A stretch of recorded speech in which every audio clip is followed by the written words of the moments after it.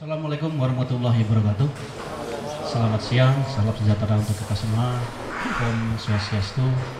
Yang terhormat Bapak Haji Ayub Baki, Pak Saputra, kemudian senior kami Pak Tatar dari Polres, dari pemerintahan dan seluruhnya yang mungkin tidak bisa saya sebut satu persatu.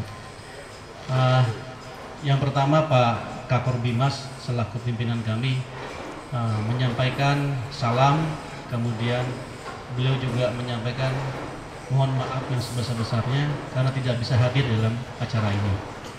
Beliau saat ini mendampingi Pak Kabah Rekam untuk kegiatan peresmian polisi RW yang ada di daerah-daerah, sehingga memang harus mendampingi karena perintah. Kami berdualah, saya dengan Pak Tatar yang ditugaskan untuk menghadiri acara ini. Perhatian beliau sangat besar sekali terhadap kegiatan seperti ini, makanya dikirim langsung 2 kombes, Pak. 2 kombes di sini, saya, Pak Tatar, beliau juga sebagai Kasubit Babin Kamtibmas yang membawahi seluruh babin se-Indonesia. Kalau saya anak buahnya beliau, kayaknya staf saja. Gitu.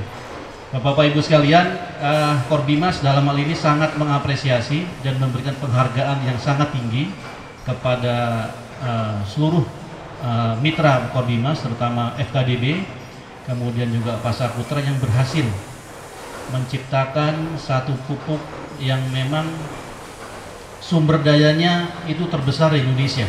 Gitu. Batu bara itu adalah sumber Indonesia yang sangat luar biasa banyaknya. Dan apabila itu dikelola menjadi pupuk, mungkin menjadi suatu komoditi yang bisa meningkatkan hasil pertanian. Hal ini sejalan, Pak, sejalan dengan program pemerintah yaitu ketahanan pangan, dan juga sejalan dengan program Polri, ya, di mana saat ini kami lebih mengedepankan fungsi preemptif daripada fungsi penegakan hukum, gitu. Jadi kalau dilihat mungkin secara kasar wajah polisi itu ada 2, Pak. Satu, wajahnya serem karena dia melakukan penegakan hukum, dia tidak bisa senyum-senyum, tidak bisa lemes-lemes gitu. Jadi harus tegas, kemudian harus sesuai dengan aturan. Kesannya serem gitu, wajahnya serem. Tetapi di balik itu kita juga yang namanya fungsi preemptif, fungsi pencegahan. Disinilah wajah polisi yang lebih wajah humanis, di mana kita membina masyarakat agar tidak menjadi korban kejahatan dan tidak pula menjadi pelaku kejahatan. Nah gitu.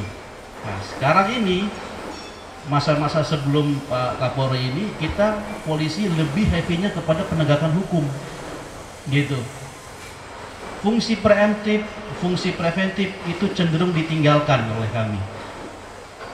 Makanya di dalam penegakan hukum tentunya ada korban, ada juga pelaku, gitu. Kalau pelakunya dihukum rendah, korbannya marah, kan gitu. Kalau pelakunya dihukum tinggi, mungkin keluarga pelakunya yang dongkol, kan begitu, Pak. Jadi apapun hasilnya tidak membawa kepuasan terhadap masyarakat, gitu. Sehingga kami mengubah cara pandang kami untuk mengedepankan fungsi preemptif, fungsi pencegahan, gitu.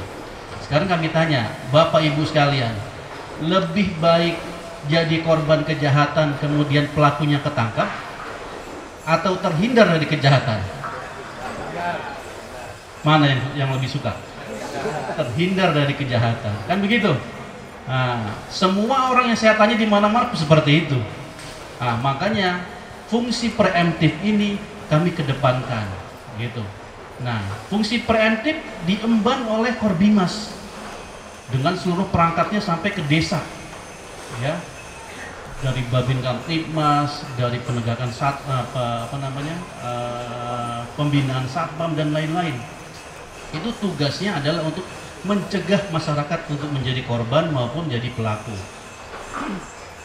Konsep preemptif yang sebelum ini dilakukan itu hanya terbatas hanya kepada penyuluhan, sambang desa, kemudian apalagi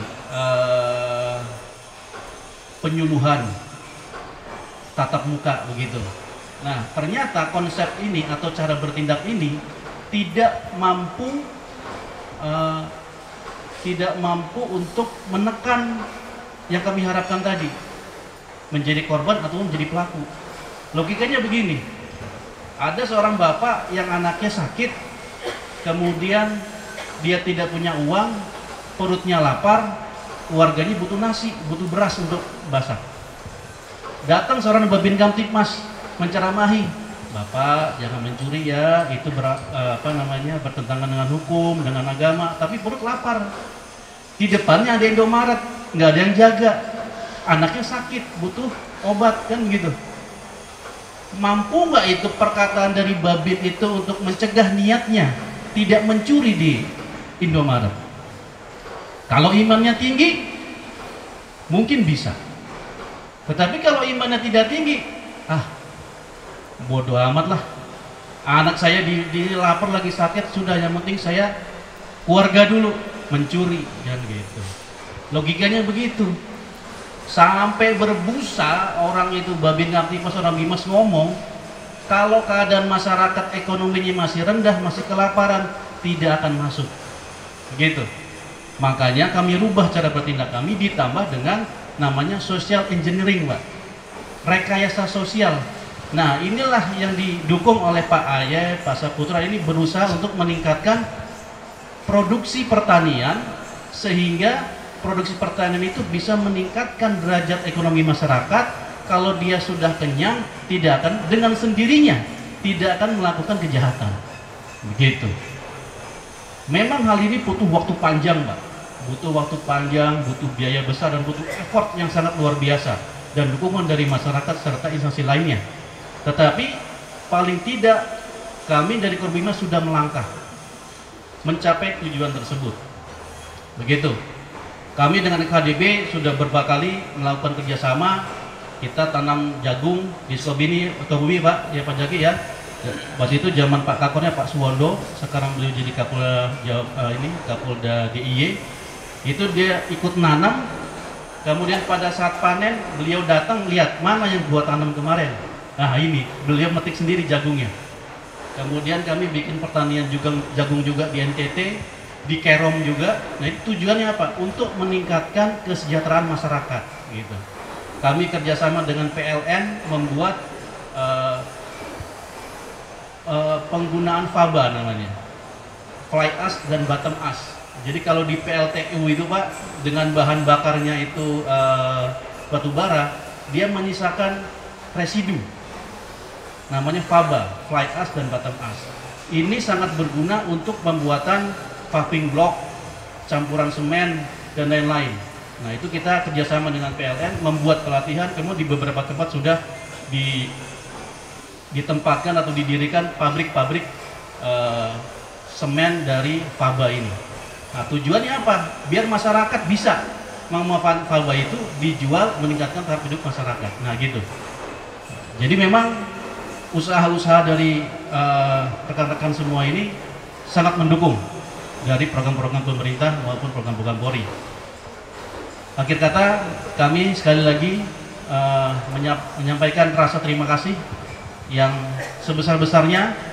Semoga program yang sangat murni ini, sangat mulia, bisa meningkatkan kesejahteraan masyarakat Indonesia, yang pada akhirnya juga tingkat kejahatan di masyarakat juga akan menurun. Nah, demikian Bapak Ibu sekalian. Wassalamualaikum warahmatullahi wabarakatuh.